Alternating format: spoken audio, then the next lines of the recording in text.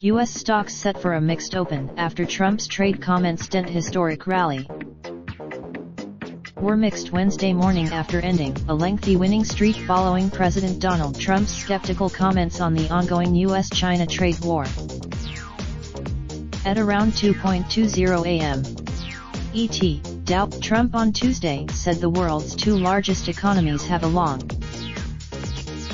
The comments come just as Washington and Beijing seek to restart negotiations on a trade deal after Trump and Chinese President Xi agreed not to escalate tensions, having slapped tariffs on billions of dollars worth of each other's imports over the past year. The Dow Jones Industrial Average slipped 23.53 points, or 0.1%, to 27,335.63, ending a four-day winning streak on the back of the news, while both the S&P 500 and Nasdaq Composite also slipped lower, having registered all-time highs at the previous close. U.S. corporate earnings season is now in full gear. On Tuesday, J.P.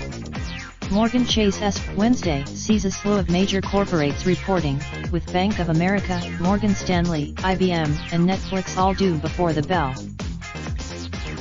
On the data front, housing starts figures for June are due at 8:30 a.m. ET, while CNBC's Fred M. Bird contributed to this report. Raindrop, drop top smoking, no cooking the hot pot. Fucking on your bitch, yeah, that. Looking up, open the park pot.